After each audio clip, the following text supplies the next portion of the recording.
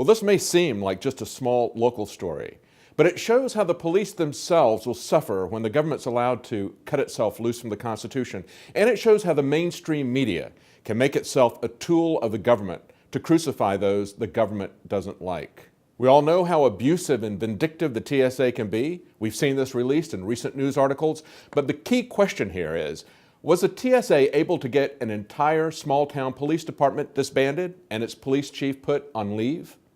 We reported 5 days after the chief was placed on leave. 4 days after our report, KOTA Channel 7, the ABC Disney affiliate in Albuquerque, ran a report that completely changed the timeline of events and made false allegations about the chief. Chief Harger was stopped by TSA and questioned about his 2 IDs. At the convention, he spoke with an internet talk show host. The story grew on the web, but it caused Sandoval County to do some digging. The sheriff revoked Harger's authority to do law enforcement in the rest of the county outside of the village. Let's take these in reverse order. I verified with Sheriff Mack, who runs the CSPOA and presided over the convention, that there were no internet interviews at the convention. I also verified that the earliest report from Vincent Finelli was 4 days after the chief was placed on leave. So the sheriff didn't learn of the incident from the internet. Unethical, unconstitutional TSA agent. He made the statement to me, I know people in your district, and I'm going to make some phone calls. Well, he lived up to his word. Chief Harger has just obtained this security footage. All your stuff checked in? Yes, Mind sir. if I take a look at your ID real quick? No, not at all. Okay. You guys didn't go to any other ticket counters? You guys go to the checkpoint already? Did you go up to Yeah, we went to a check. We went to the TSA. Yes, sir. All I said was, I have a ticket under Shane Harger. My driver's license for that name is expired. Will they still let me fly? They said, go talk to TSA. So I asked for a supervisor, not a rookie, and talked to the supervisor and said, here's the deal. I have 2 different applications because of the nature of what I do for a living. My ticket is under Shane Harger. What do I need to do? I said, no, as long as you've got information for Shane Harger, you're good. So we came here and got our ticket, and we were confronted by them. But later he was approached by a man in plain clothes who identified himself only as a federal agent. And so he demands to see identification, and I tell him, we've already been through this. I've already presented my identification at least 3 times to various officials. What's going on? And he told me that I was a person of interest, that I was listed as being suspicious. So I comply. I give him my credentials. I finally just asserted my First Amendment rights, my Fourth Amendment rights, and it really upset him. You could see it in his demeanor. Ultimately, I gave him a scenario. I said, sir, the way you're treating me, I said, how would you like it if I were to treat you that way? When the chief returned, his entire police department was disbanded, and he was put on administrative leave, even though just 2 days before he left, he had been given a meritorious commendation by the mayor. The sequence of events reported by KOTA is false. But the real thrust of their report is to attack the police chief for having 2 names. The police chief with 2 identities goes before his village council tonight. Leaders in Jemez Springs insist they are perfectly happy with Shane Harger, but others still have questions about a man with 2 names. Some are happy, but others have questions. Must be something shady. Their spin is that this is a case about a police chief with 2 names, and just so you don't miss the point, they leave it up throughout the entire report on the lower thirds.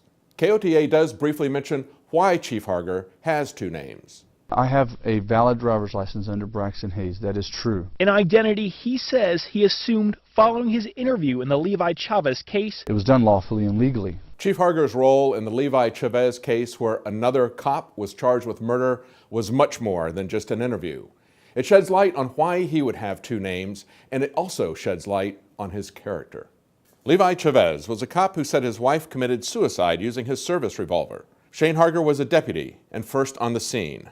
There were several things that led him to believe that it was not a suicide, but a possible homicide.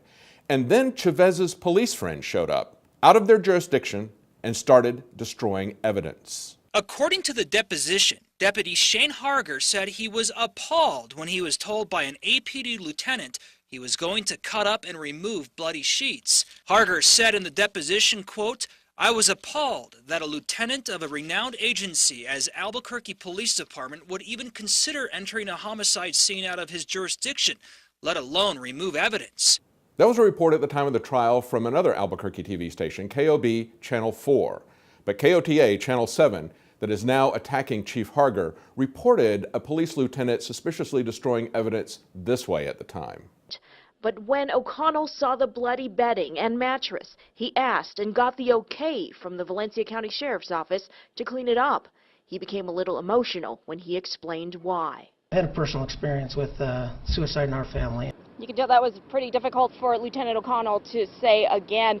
So Lieutenant, who should know better and who's out of his jurisdiction, calls and gets permission to destroy evidence, and it just so happens that the suspect is a friend and fellow cop, and KOTA has no questions about that? The suspect's uncle, Robert Chavez, was a sheriff. Shane Harger was offered a job and accepted, not knowing that they were related.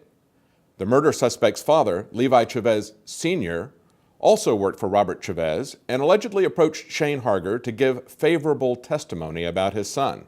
When you look at what came to light during the investigation, the destroyed evidence, the alleged car theft ring being run by the Chavez law enforcement family, and the multiple suicides of people involved with the Chavez family cops that were killed with police service revolvers belonging to the Chavez family members, it appears that Shane Harger had very good reason to fear for his life. KOTA Channel 7 also takes a cheap shot at the Constitutional Sheriffs and Peace Officers Association. We were wondering if it wasn't akin to going to a Tea Party meeting. The CSPOA is not the Tea Party. It's not partisan. It's an organization that is there to get sheriffs and police officers to think about their obligations under the Constitution. And that's something that's apparently a big problem in New Mexico. Just look at these recent headlines from just the last 3 months. A cop shooting up a minivan full of kids. A man doesn't come to a complete stop, and the cops force him to undergo enemas, x-rays, and 8 anal probes. A woman has her genitals sprayed with mace by a cop. You would think that New Mexico would be applauding that someone in law enforcement was concerned about the police staying within the bounds of the law and the Constitution. The media and law enforcement routinely excuse the behavior of cops who abuse citizens, even kill them, if they merely feel threatened. But if a cop like Chief Harger gets death threats because he's testifying against another cop, he's somehow bad if he legally gets another name to protect himself? While KOTA attacks him, they're ignoring some very serious questions that affect us all. Was he targeted by the surveillance state because he's going to a constitutional sheriff's meeting? Was the department targeted for vindictive retaliation from the TSA because the police chief stood up to them violating his Fourth Amendment rights?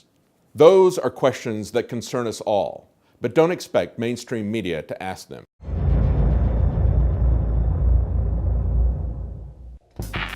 We're on the march. The empire's on the run.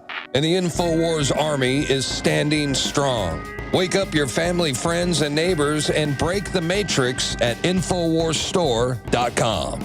Learn the truth and spread the message of liberty with the world's most comprehensive collection of books and documentary films.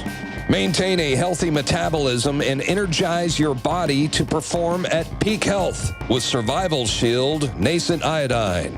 Protect your family and be prepared with survival foods and emergency preparedness kits.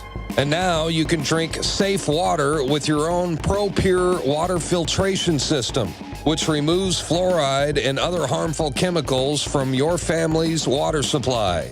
Save 10% with the promo code WATER. So join the revolution. InfoWarsStore.com.